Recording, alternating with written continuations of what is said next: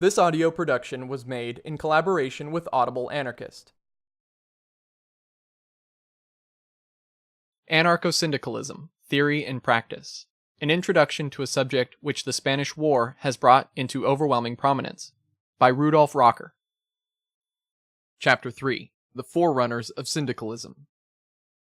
The permeation of the labor movement by socialist ideas early led to tendencies which had an unmistakable relationship to the revolutionary syndicalism of our day. These tendencies developed first in England, the mother country of capitalist big industry, and for a time strongly influenced the advanced sections of the English working class. After the repeal of the Combination Acts, the effort of the workers was directed chiefly to giving a broader character to their trade union organizations, as practical experience had shown them that purely local organizations could not provide the needed support in their struggles for daily bread. Still, these efforts were not at first based on any very profound social concepts. The workers, insofar as they were influenced by the political reform movement of that time, had no goal whatever in view outside the immediate betterment of their economic status. Not until the beginning of the 30s did the influence of socialist ideas on the English labor movement become plainly apparent, and its appearance then is to be ascribed chiefly to the stirring propaganda of Robert Owen and his followers. A few years before the convening of the so-called Reform Parliament, the National Union of the Working Classes was founded, its most important component part being the workers in the textile industries. This combination had summed up its demands in the following 4 points. 1. To every worker the full value of his labor. 2. Protection of the worker against the employers by every appropriate means, which means will develop automatically out of the current conditions. 3. The reform of Parliament and universal suffrage for both men and women. 4. Education of workers in economic problems. One recognizes in these demands the strong influence of the political reform movement, which just at the time held the entire country under its spell. But at the same time one notices expressions which are borrowed from the doctrines of Robert Owen. The year 1832 brought the Reform Bill, by which the last political illusions for large circles of the English working class were destroyed. When the bill had become law, it was seen that the middle class had, indeed, won a great victory over the aristocratic landowners, but the workers recognized that they had been betrayed again, and that they had merely been used by the bourgeoisie to pull its chestnuts out of the fire. The result was a general disillusionment and the steadily sprawling conviction that the working class could find no help in an alliance with the bourgeoisie. If, before then, the class struggle had been an actuality which rose spontaneously out of the conflicting economic interests of the possessing and non-possessing classes, it had now taken shape as a definite conviction in the minds of the workers and gave a determinate course to their activities. This turn in the thinking of the working class is clearly revealed in numerous utterances in labor press during these years. The workers were beginning to understand that their real strength lay in their character as producers. The more keenly aware they became of the fiasco of their participation in the political reform movement, the more firmly rooted became their newly aware understanding of their own economic importance in society. They were strengthened in this conviction in high degree by the propaganda of Robert Owen, who at the time was gaining constantly stronger influence in the ranks of organized labor. Owen recognized that the steady growth of trade union organizations furnished a firm basis for his efforts at the fundamental alteration of the capitalist economic order, and this filled him with high hopes. He showed the workers that the existing conflict between capital and labor could never be settled by ordinary battles over wages, though, in fact, he by no means overlooked the great importance of these to the workers. On the other hand, he strove to convince the workers that they could expect nothing whatever from legislative bodies, and must take their affairs into their own hands. These ideas found willing ears among the advanced sectors of the English working class, and first manifested themselves strongly among the building trades. The Builders' Union, in which were combined a considerable number of local labor unions, was at the time one of the most advanced and most active of labor organizations, and was a thorn in the flesh of the managers. In the year 1831, Owen had presented his plans for the reconstruction of society before a meeting of delegates of this union in Manchester. The plans amounted to a kind of guild socialism and called for the establishment of producers' cooperatives under the control of the trade unions. The proposals were adopted, and shortly after this the Builders' Union was involved in a long series of severe conflicts, the unhappy outcome of which seriously threatened the existence of the organization and put a premature end to all its efforts in the direction marked out by Owen. Owen did not let himself be discouraged by this, but carried on his activities with renewed zeal. In 1833, there convened in London a conference of trade unions and cooperative organizations, at which Owen explained exhaustively his plan for social reconstruction by the workers themselves. From the reports of the delegates, one can plainly see what an influence these ideas had already gained and what a creative spirit then animated the advanced circles of the English working class. The Poor Man's Guardian very justly summed up its report of the conference in these words, quote, "But far different from the paltry objects of all former combinations is that now aimed at the Congress of Delegates. Their reports show that an entire change in society, a change amounting to a complete subversion of the existing order of the world, is contemplated by the working classes. They aspire to be at the top instead of at the bottom of society, or rather that there should be no bottom or top at all." The immediate result of this conference was the founding of the Great National Consolidated Trade Union of Great Britain and Ireland at the beginning of 1834. These were stirring times. The whole country was shaken by innumerable strikes and lockouts, and the number of workers organized in trade unions rapidly soared to 800,000.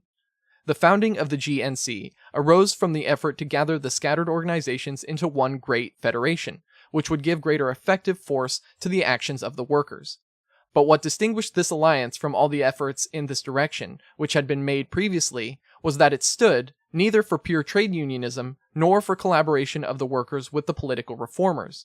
The GNC was conceived as a fighting organization to lend all possible aid to the needed betterment of their condition, but it had at the same time set itself the goal of overthrowing capitalist economy as a whole and replacing it with the cooperative labor of all producers, which should no longer have in view profits for all individuals, but the satisfaction of the needs of all. The GNC was, then, to be the framework within which these aspirations would find expression and be transformed into reality. The organizers wanted to combine in these federations the workers in all industrial and agricultural pursuits and group them according to their special branches of production. Each industry would constitute a special division which would concern itself with the special conditions of their productive activity and the related administrative functions. Wherever this was possible, the workers in the various branches were to proceed to the establishment of cooperative plants, which should sell their produce to consumers at actual cost, including the expense of administration. Universal organization would serve to bind these separate industries together organically and to regulate their mutual interests. The exchange of products of the cooperative plants was to be effected through so-called labor bazaars and the use of special exchange money or labor tickets. By the steady spread of these institutions, they hoped to drive capitalist competition from the field and thus to achieve a complete reorganization of society. At the same time, these cooperative agricultural and industrial undertakings were to serve to make the day-to-day struggles of the workers in the capitalist world easier. This is shown particularly in 3 of the 7 points in which the GNC had framed its demands. Quote, "As land is the source of the first necessaries of life, and as, without the possession of it, the producing classes will ever remain in a greater or less degree subservient to the money capitalists, and subsequent upon the fluctuations of trade and commerce, this committee advises that a great effort should be made by the unions to secure such portions of it on lease as their funds will permit, in order that in all turnouts the men may be employed in rearing the greater part, if not the whole, of their subsistence under the direction of practical agricultural superintendents, which arrangements would not have the effect of lowering the price of labor in any trade, but on the contrary, would rather tend to increase it by drawing off at the present the superfluous supply in manufactures. The committees would, nevertheless, earnestly recommend in all cases of strikes and turnouts, where it is practicable, that the men be employed in the making or producing of commodities as would be in demand among their brother unionists, and that to effect this, each lodge should be provided with a workroom or shop in which these commodities may be manufactured on account of such lodge, which shall make proper arrangements for the supply of the necessary materials. That in all cases where it is practicable, each district or branch should establish 1 or more depots of provisions and articles in general domestic use, by which means the working man may be supplied with the best commodities at little above wholesale prices." Unquote. The GNC was, therefore, conceived by its founders as an alliance of trade unions and cooperatives. By his practical participation in cooperative undertakings, the worker was to gain the understanding necessary for the administration of the industry, and thus be fitted to bring ever wider circles of social production under their control, until at last the whole economic life should be conducted by the producers themselves, and an end put to all exploitation. These ideas found surprisingly clear expression in workers' meetings and, more particularly, in the labor press. If, for example, one reads The Pioneer, the organ of the GNC managed by James Morrison, one frequently encounters arguments that sound thoroughly modern. This is revealed especially in the discussions with the political reformers, who had inscribed on their banner the democratic reconstruction of the House of Commons. They were told in reply that the workers had no interest whatever in efforts of that sort, since an economic transformation of society in the socialist sense would render the House of Commons superfluous. Its place would be taken by the labor boards and the industrial federations, which would concern themselves with merely the problems of production and consumption in the interest of the people. These organizations were destined to take over the functions of the present entrepreneurs. With common ownership of all social wealth, there would no longer be any need for political institutions. The wealth of the nation would no longer be determined by the quantity of goods produced, but by the personal advantage that every individual derived from them. The House of Commons would, in the future, be merely a House of Trades.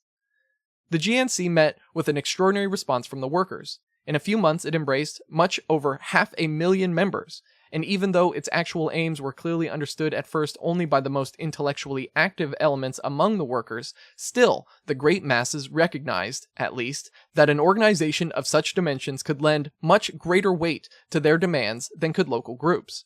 The agitation for the 10-hour day had taken firm hold on all sections of the English working class, and the GNC set itself with all its energy to enforce this demand. Owen himself, and his close friends Doherty, Fielden, and Grant, took a prominent part in this movement. However, the militants in the GNC placed little hope in legislation, but tried to convince the workers that the 10-hour day could only be won by the united economic action of the whole body of the workers. Quote, "The adults in factories must by unions among themselves make a short-time bill for themselves." Unquote. This was their slogan. The idea of the general strike met with undivided sympathy from the organized English workers. At the beginning of 1832, William Benbow, one of the most active champions of the new movement, had published a pamphlet entitled Grand National Holiday and Congress of the Productive Classes, which had a tremendous circulation, and in which the idea of the general strike and its importance to the working class was for the first time treated in its full compass.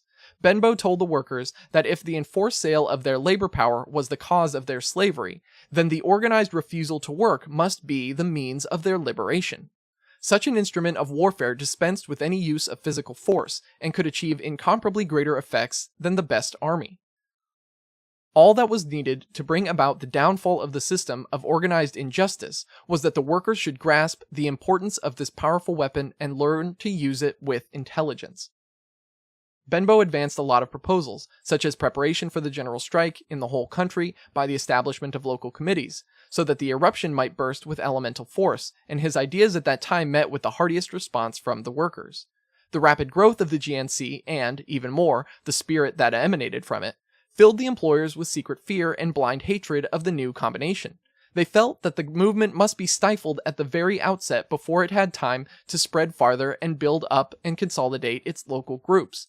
The entire bourgeois press denounced the criminal purposes of the GNC and unanimously proclaimed that it was leading the country toward a catastrophe. The factory owners in every industry besieged Parliament with petitions urging measures against unlawful combinations, and in particular against the collaboration of workers in different categories in industrial disputes. Many employers laid before their workers the so-called document and offered them the alternative of withdrawing from their unions or being thrown out on the street by a lockout. Parliament did not, it is true, reenact the old Combination Acts, but the government encouraged the judges to deal with the excesses of the workers as severely as they could within the framework of the existing laws, and they did so in generous measure, being often able to use as a handle the fact that many unions had retained from their days of their underground activity before the repeal of the Combination Acts the formula of the oath and other ceremonial forms, and that this was contrary to the letter of the law. Hundreds of workers were sentenced to horrible punishments for the most trivial offenses. Among the terrorist sentences of that time that imposed on 6 field hands in Dorchester aroused the bitterest indignation. Through the initiative of the GNC, the field workers in Tolpuddle, a little village near Dorchester, had formed a union and demanded an increase of wages from 7 shillings to 8 shillings a week. Shortly afterwards, 6 field hands were arrested and sentenced to the frightful penalty of transportation for 7 years to the penal colonies of Australia. Their sole crime consisted in belonging to a union. Thus, from the very beginning, the GNC was involved in a long series of important wage wars and was subjected, besides, to constant and bitter prosecutions, so that it hardly found time to begin in earnest its great work of educating the masses. Perhaps, in any case, the time for that was not yet ripe. Many of its members turned to the awakening Chartism, which accepted many of its immediate demands, and along with other matters kept up the propaganda for the general strike, culminating in 1842 in that great movement which tied up the industries of Lancashire, Yorkshire, Staffordshire, the potteries, Wales, and the coal districts of Scotland. But the original significance of the movement had worn off, and Owen had been right when he accused Chartism of laying too much weight of political reform and showing too little understanding of the great economic problems. The unhappy revolutions of 1848-1849 on the continent led also to the decline of the Chartist movement, and pure trade unionism came once more to dominate the field for years in the English labor movement. In France, also the alliance of socialism with the labor movement quickly led to attempts on the part of the workers to overthrow the capitalist economic order and pave the way for a new social development. The antagonism between the working class and the bourgeoisie that had just acquired mastery had already shown itself clearly during the storms of the Great Revolution. Before the Revolution, the workers had been united in the so-called compagnonnages, whose origin can be traced back to the 15th century. These were associations of journeymen craftsmen, which had their particular ceremonials transmitted from the Middle Ages, whose members were pledges to mutual assistance, and which busied themselves with the concerns of their calling, but also resorted often to strikes and boycotts to protect their immediate economic interests. With the abolition of the guilds and the development of modern industry, these bodies gradually lost their importance and gave way to new forms of proletarian organization. By the law of August 21, 1790, all citizens were conceded the right of free combination within the framework of the existing laws, and the workers availed themselves of this right by organizing themselves in trade unions for the safeguarding of their interests against their employers.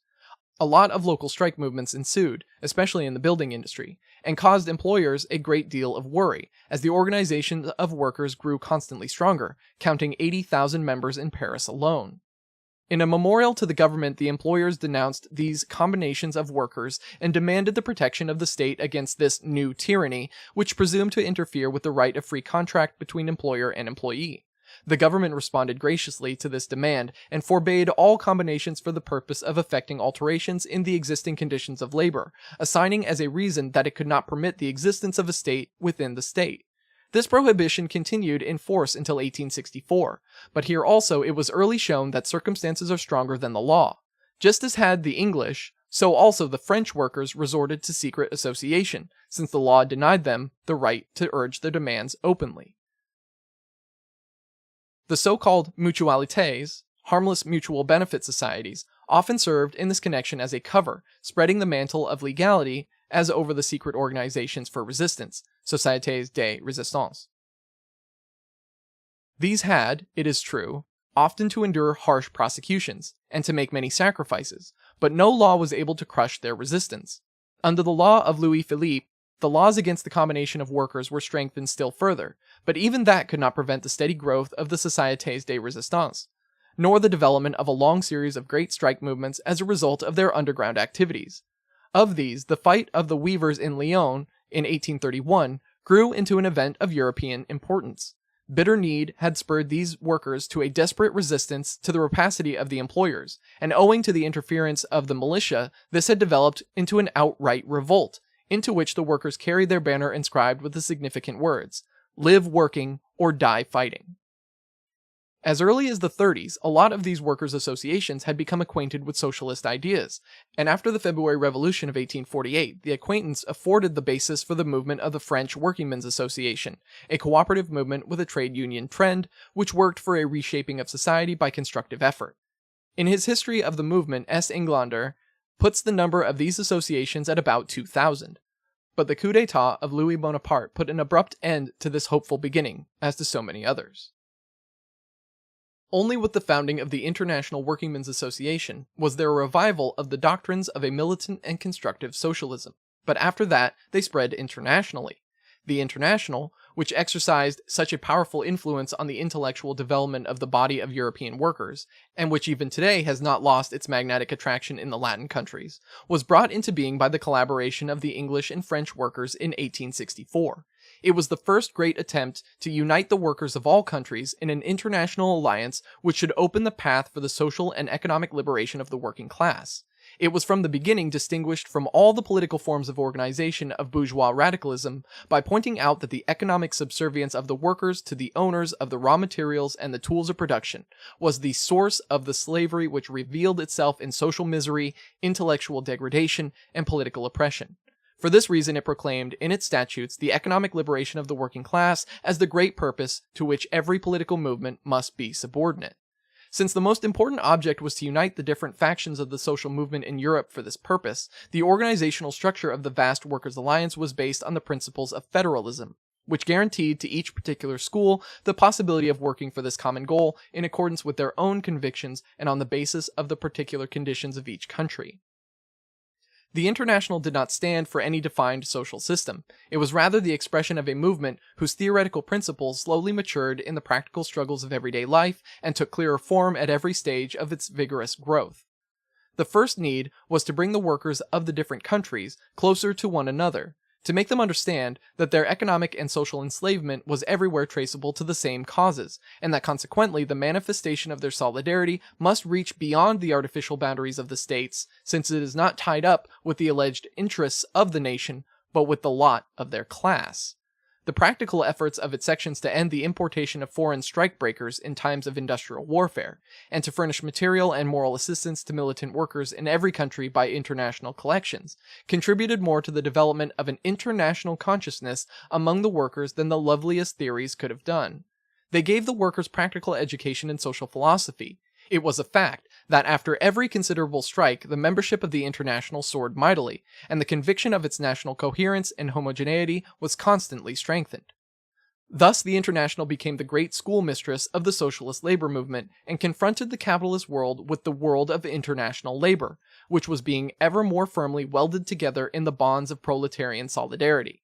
The first two congresses of the International, at Geneva in 1866 and at Lausanne in 1867, were characterized by a spirit of comparative moderation. They were the first tentative efforts of a movement which was only slowly becoming clear as to its task and was seeking for a definite expression. But the great strike movements in France, Belgium, Switzerland, and the other countries gave the International a powerful forward impetus and revolutionized the minds of the workers, a change to which the powerful revival during that period of the democratic ideas, which had suffered a severe setback after the collapse of the revolutions of 1848-49, contributed not a little. The Congress at Brussels, in 1868, was animated by a totally different spirit from that of its two predecessors.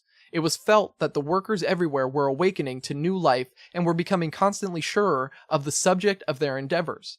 The Congress, by a large majority, declared itself for the collectivizing of the land and other means of production, and called upon the sections in the different countries to go exhaustively into this question, so that at the next Congress a clear decision could be reached. With this, the International took on an outspokenly socialistic character, which was most happily complemented by the outstandingly libertarian tendency of the workers in the Latin countries. The resolution to prepare the workers for a general strike to meet the danger of a threatened war, because they were the only class that could by energetic intervention prevent the organized mass murder, also testified to the spirit by which the International was permeated at the time. At the Congress in Basel in 1869, the ideational development of the Great Workers' Alliance reached its zenith. The Congress concerned itself only with questions which had an immediate concern with the economic and social problems of the working class. It ratified the resolutions which the Brussels Congress had adopted concerning the collective ownership of the means of production, leaving the question of the organization of labor open.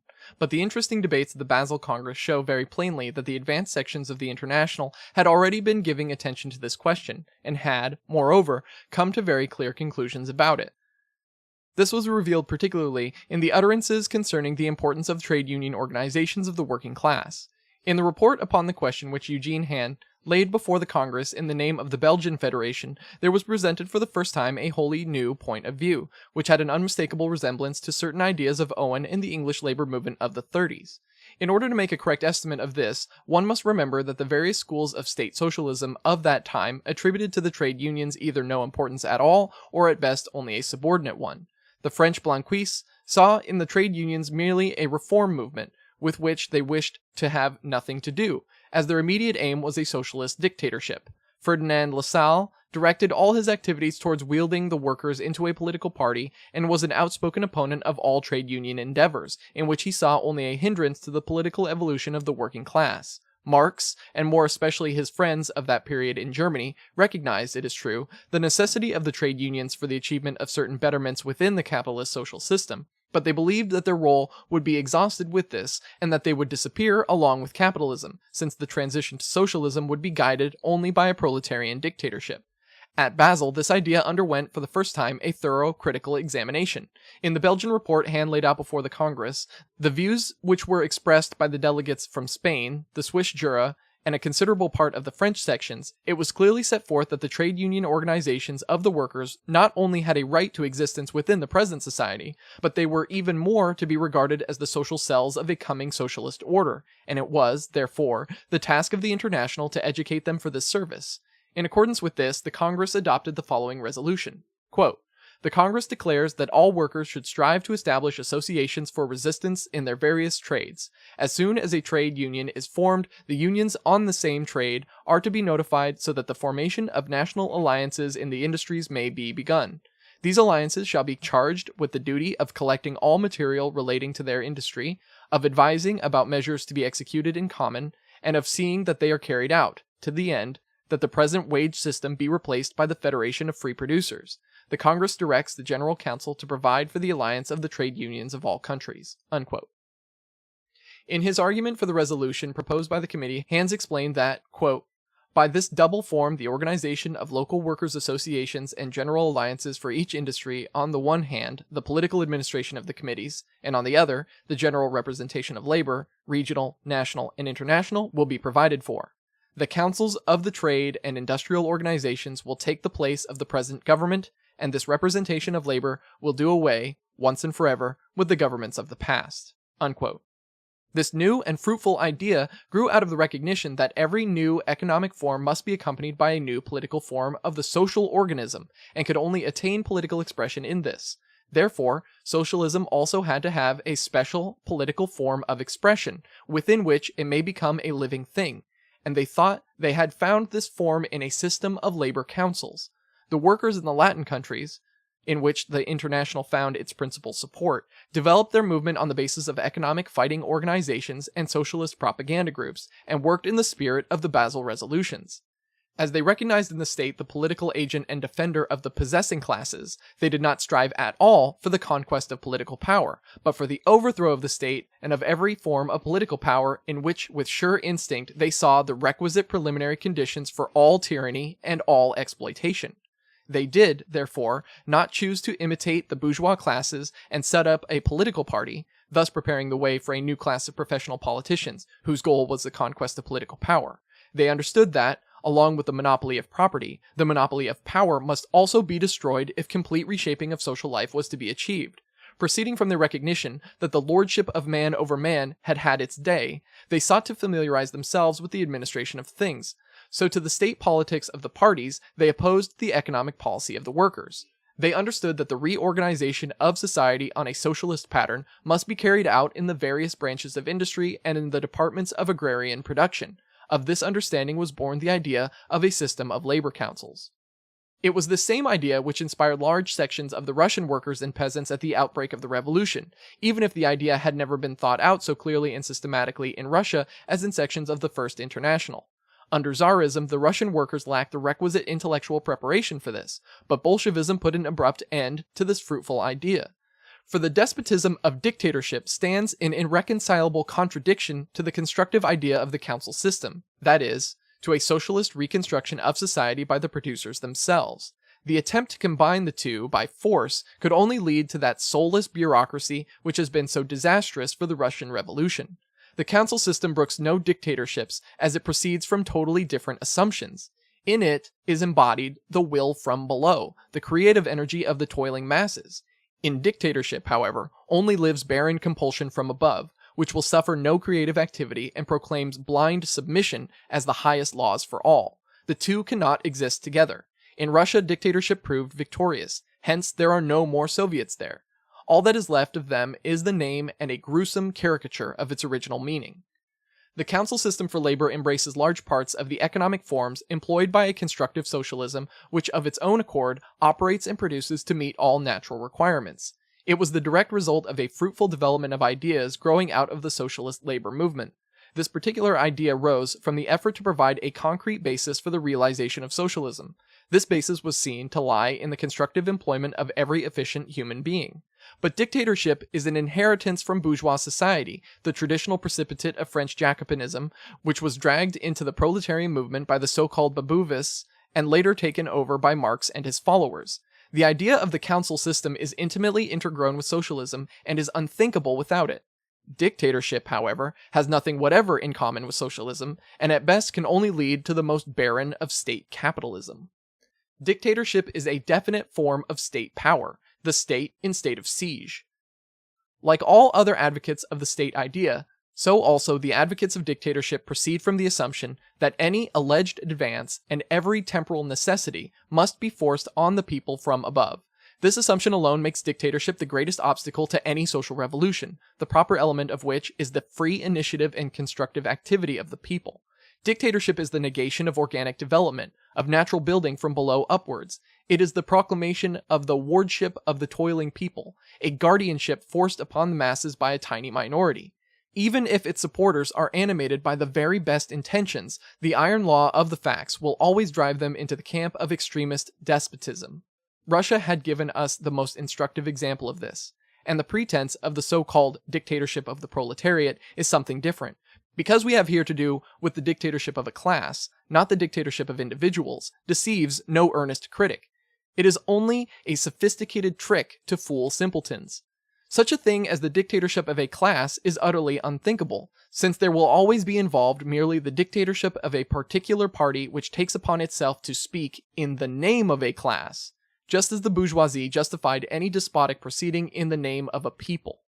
The idea of a council system for labor was the practical overthrow of the state idea as a whole. It stands, therefore, in frank antagonism to any form of dictatorship, which must always have in view the highest development, the power of the state. The pioneers of this idea in the First International recognized that economic equality without social and political liberty is unthinkable.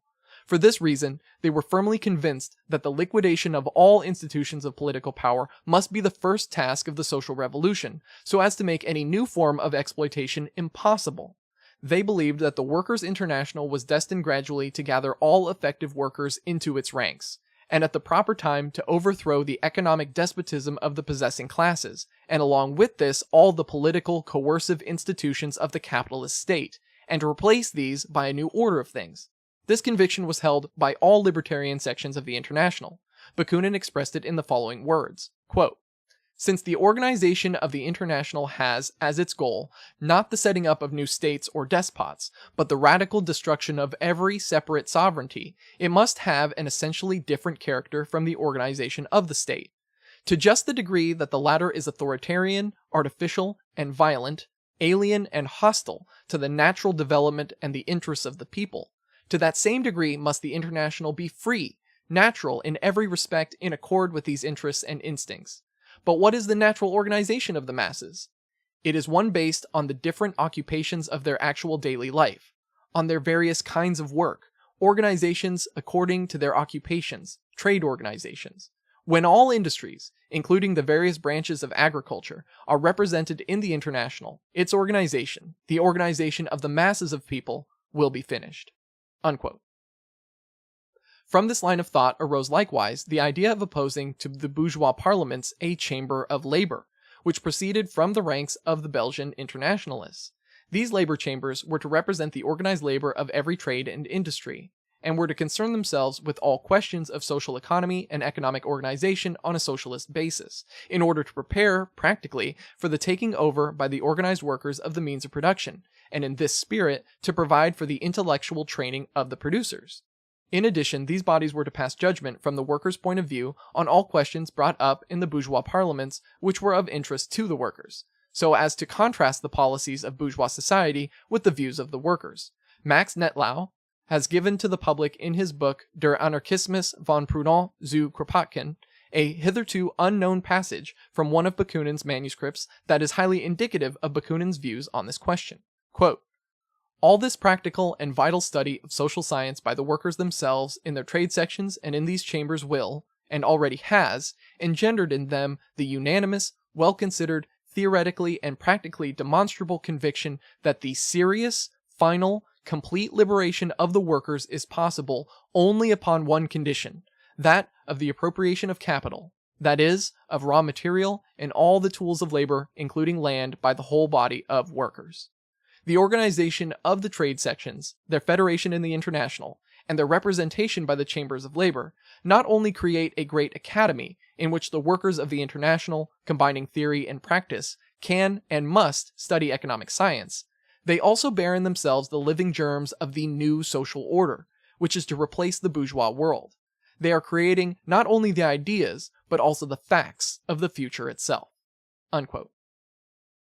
These ideas were at the time generally disseminated in the sections of the International in Belgium, Holland, the Swiss Jura, France, and Spain, and gave to the socialism of the Great Workers' Alliance a peculiar social character, which with the development of political labor parties in Europe was for a considerable time almost completely forgotten, and only in Spain never exhausted its power to win converts, as recent events in that country have so clearly shown.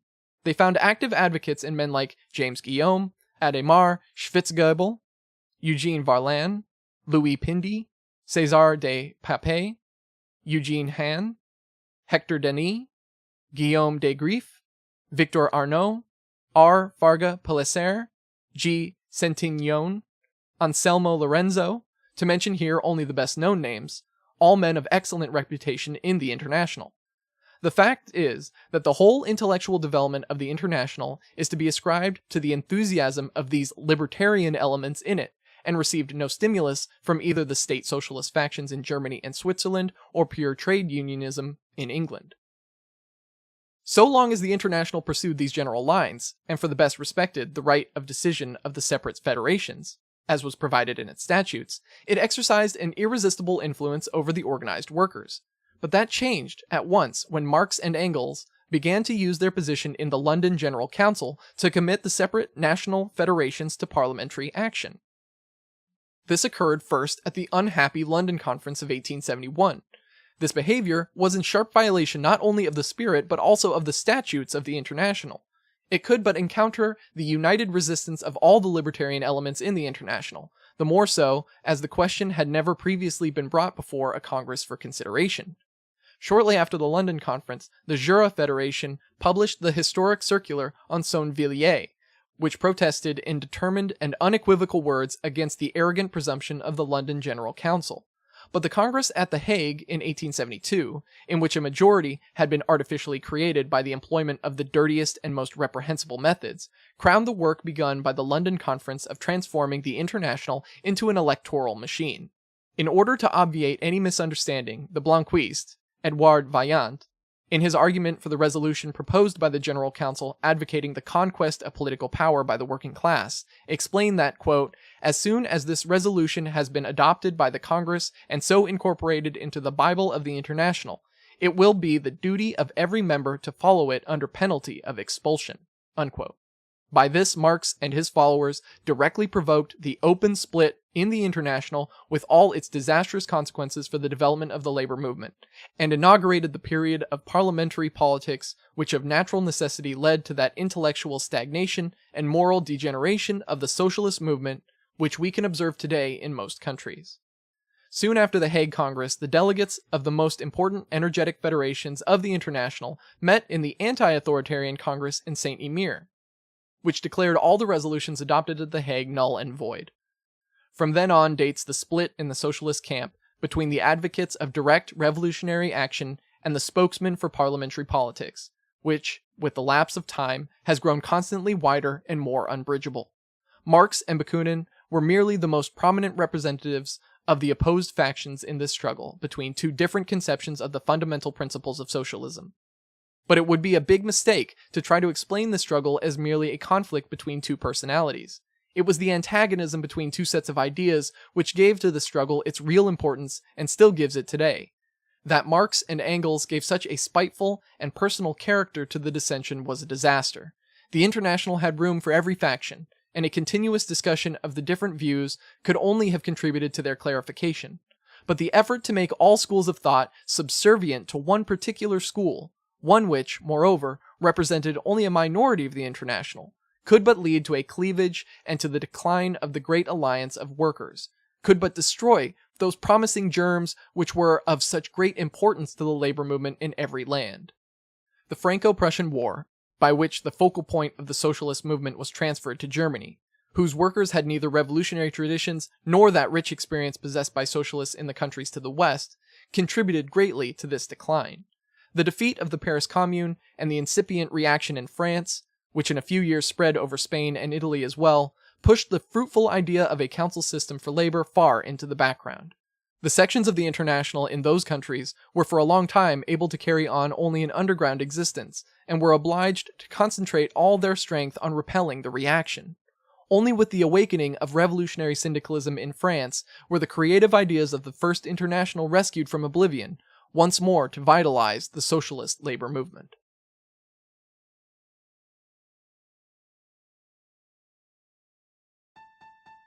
This has been a production of Audible Anarchist. You can find more Audible Anarchist on YouTube.